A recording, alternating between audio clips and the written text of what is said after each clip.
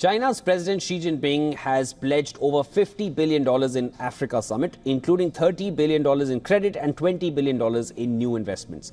Now, the focus will be on infrastructure and clean energy projects with expanded market access, but no renewal of a $300 billion purchasing promise. Take a look at this next report.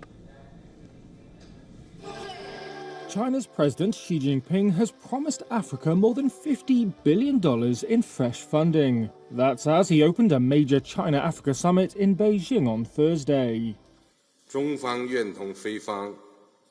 China is willing to deepen cooperation with Africa in the areas of industry and agriculture, infrastructure, trade and investment.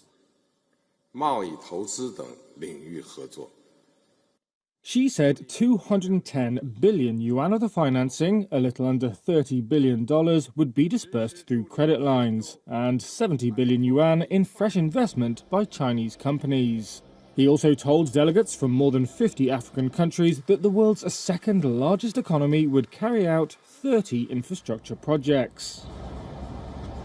The Forum on China-Africa Cooperation Summit chalks out a 3-year program for China and every African state bar Eswatini, which retains ties to Taiwan. But the priorities of the world's biggest two-way lender have been shifting, including a desire to move away from big-ticket infrastructure projects. Instead, Beijing wants to sell developing countries the advanced and green technologies in which Chinese firms have invested heavily. At the summit, Xi said China was ready to launch 30 clean energy projects in Africa. And South Africa's President Cyril Ramaphosa warned delegates that climate change is causing widespread devastation.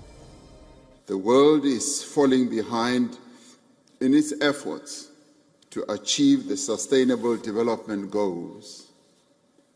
The global contestation for critical minerals is fueling geopolitical rivalry. These challenges affect all nations, but are more often severely felt on the African continent.